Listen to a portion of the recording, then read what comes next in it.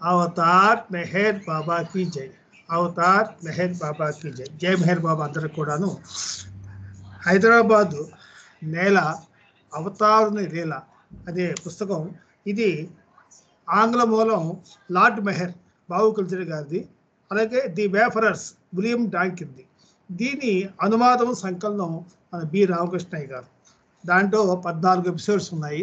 మనం సమయాన్ని బట్టి ఒక 2 ఎపిసోడ్స్ అవుతాయి అనుకుంటున్నాను. ఇప్పుడు అవతార్ మెహర్ బాబాకి జై. అవతారుని రాక విశ్వకార్యం. భగవంతుడు ఒక్కడే, ఏ పేరుతో పిలిచినా ఆ ఒక్కడే పలికేవాడు. ఒకే కాలంలో భగవంతుడు నిరాకారుడు, సాకారుడు కూడాను. ఈశా వాస్య మెదం సార్వం అనే ఉపనిషత్వాకానుసారం భగవంతుడు అణువణువునా నిండి ఉన్నాడు. కనపడే సకల సరాసర సృష్టి భగవంతుని వ్యక్త రూపమైతే, కనపడకుండా సృష్టి అంతటా అవిభాజ్యంగా శాశ్వతంగా నిండి ఉండే భగవంతుడు వ్యక్తం కాకుండా అనగా అవ్యక్తంగా ఉన్న నిరాకారుడు. సృష్టిలోని వ్యక్త రూపాల ద్వారా పరిణామ క్రమాన్ని పూర్తి చేసుకుని సంపూర్ణ చైతన్యాన్ని పొంది మానవ రూపాన్ని ధరించి పునర్జన్మ క్రమం ద్వారా ఆంతరిక ప్రయాణం ద్వారా నేను భగవంతుడను అనే అనుభవాన్ని పొందిన మొదటి మానవుడే ఆది పురుషుడు, సనాతనుడు. ఆ తర్వాత ఆయన ద్వారా భగవదైక్యాన్ని పొందిన వారు సద్గురువులు.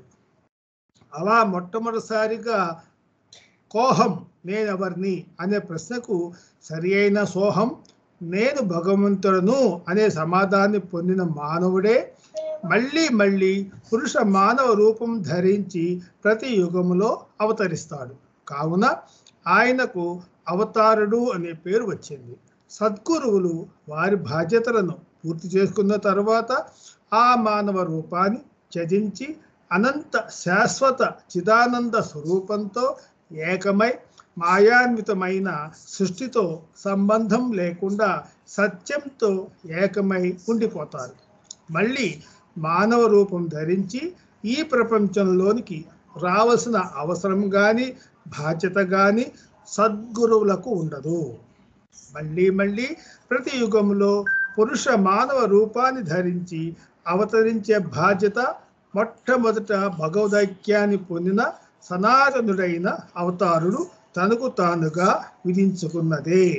అలా నిరాకారుడైన సనాతనుడైన భగవంతుడు యుగానికి ఒక్కసారి అవతరించి వస్తే అవతారుడు నిర్ణయించిన ప్రణాళిక ప్రకారంగా విశ్వ ఆధ్యాత్మిక పరిపాలన నిర్వహించడానికి ఎల్లప్పుడూ 5 సద్గురువులు ఈ విశ్వంలో ఉంటారు.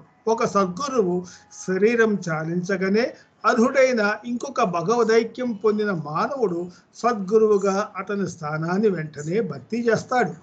అతడు ఈ ప్రపంచంలో ఎక్కడైనా ఉండవచ్చు.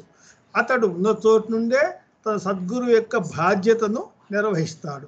ఏ సద్గురువు ద్వారా అతనికి ఆ బాధ్యత సంక్రమించిందో ఆ ప్రదేశానికి కానీ ఆ ప్రాంతానికి కానీ వెళ్ళవలసిన పని ఉండదు. అందుకని వెళ్ళడు.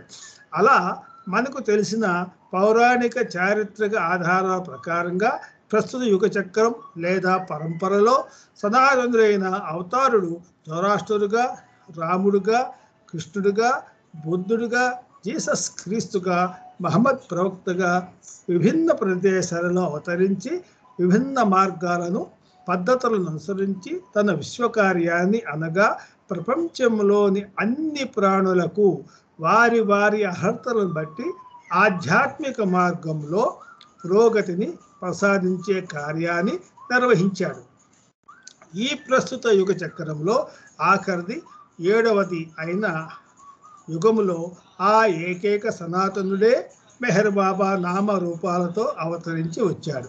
ఈ విషయాలన్నీ మెహర్ బాబాచే స్వయంగా చెప్పబడి ధృవీకరించబడినవే. అవతారుడు ఆగమనం సృష్టికి వసంతకాలం.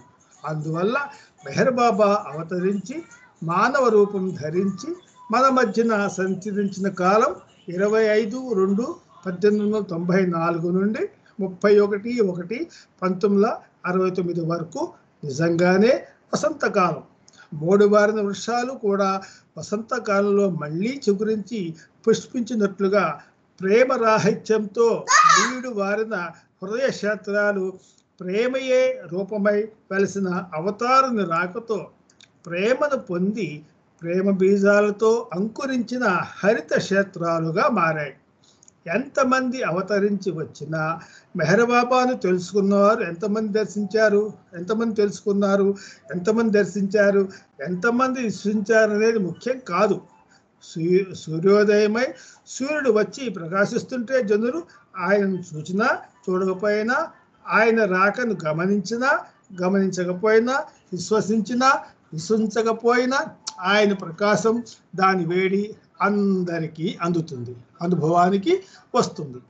ఈ యుగంలో అవతరించిన మెహర్ బాబా దాదాపు 44 సంవత్సరాలు 10/7/1925 నుండి 31/1/1969 వరకు మౌనముగా ఉండి తన విశ్వకార్యాన్ని ఆయన ఆశించిన విధంగా సంపూర్ణంగా నిర్వహించారు.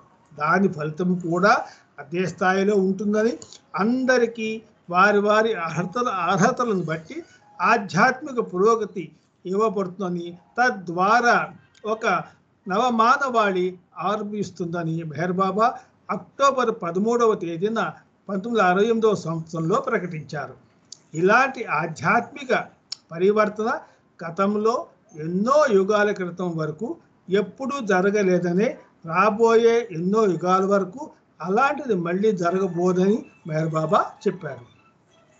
మెహర్ బాబా నిర్వహించిన తన విశ్వకార్యంలో భాగంగా దేశ విదేశాలలో విస్తృతంగా పర్యటించి వ్యక్తిగతంగా సామూహికంగా దర్శనాలు ఇచ్చి ఆలింగన చుంబనాలతో అందరి హృదయాల్లో దైవ ప్రేమను అంకరింపచేసే ప్రేమ బీజాలను నాటారు. పేదవారికి, కుష్టివారికి వారి పాదాలను కడిగి తుడిచి వాటిపై తన సరస్సును మోపి వారికి దైవ దక్షిణగా డబ్బు గుడ్డలు ఇవ్వడం ద్వారా సమాజంలోని అలాంటి వర్గాల వారి దయనీయ పరిస్థితి మార్చే బృహత్తర కార్యం చేశారు.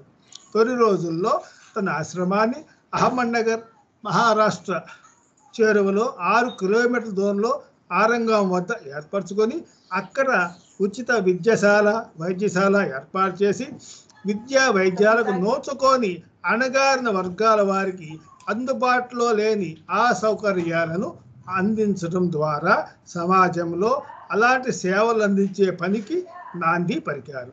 ఆధ్యాత్మిక మార్గంలో పురోగమించే కొందరు ఉన్నతాత్మలు భగవంతుని ప్రేమలో మునిగిపోయి ప్రపంచం గురించి, ఎవరి గురించి, దేని గురించి, చివరికి వారి శారీరక అవసరాల గురించి ఆలోచన లేని వారే పిచ్చివారిలాగా పరధ్యాసలోనే ఎప్పుడు ఉంటున్న కనిపించే వారిని బాబా మస్తులని పిలిచారు.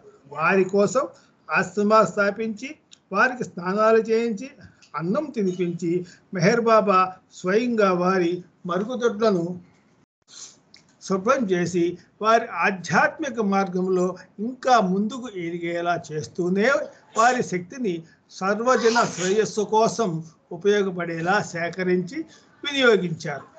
ఈనాడు సర్వజనులకు అందుబాటులోకి వచ్చిన విద్య, వైద్య సౌకర్యాలు శాస్త్ర సాంకేతిక పరిజ్ఞానంతో అందుబాటులోనికి తేబడిన రేడియో, టెలివిజన్లు, సెల్ ఫోన్లు, కంప్యూటర్లు మొదలైన అధునాతన సామాగ్రి బాబా చేసిన పనుల పర్యవసానంగా కలిగిన ఫలితం అనేది ఎవరిని గుర్తింపు లేదా నమ్మకంతో పనిలేని నగ్న సత్యం. తన పని గురించి ప్రచారం చేయవద్దని బాబా ఎప్పుడూ చెప్పేవారు. తన పేరును కూడా చెప్పవద్దని మండలి వారు ఆయనను పెద్దన్నయ్య అని చెప్పాలని ఆదేశించారు. హైదరాబాదు రాక బాబా విశ్వకార్యం కోసం బాబా చేసిన విస్తృత పర్యటనలో భాగంగా ఆంధ్రప్రదేశ్ రాష్ట్రంలోని 2 సార్లు పర్యటించారు. అవి 1953 జనవరిలోను 54 ఫిబ్రవరిలోనూ చేసిన పర్యటనలు.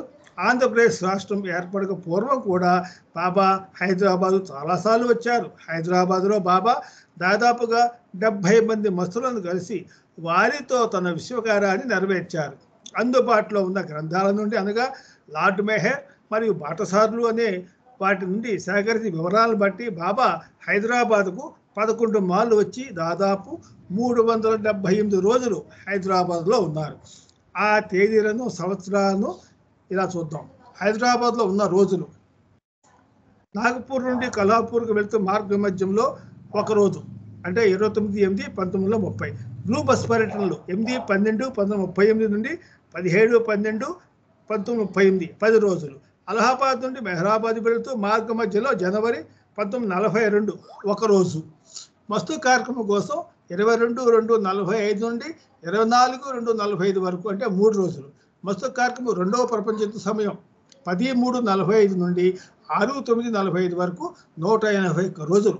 మస్తు కార్యక్రమం 13/8/47 నుండి 14/8/47 వరకు, 2 రోజులు. మస్తు కార్యక్రమం 16/8/49 నుండి 18/8/49 వరకు, 3 రోజులు. పేదల సహాయార్థం నవంబర్ 1950, 9 రోజులు. నవజీవన కార్యక్రమం 17/1/51 నుండి 19/1/51 వరకు, 3 రోజులు. మనోనాశ కార్యక్రమం 17/5/51 నుండి 24/10/51 వరకు, 161 రోజులు.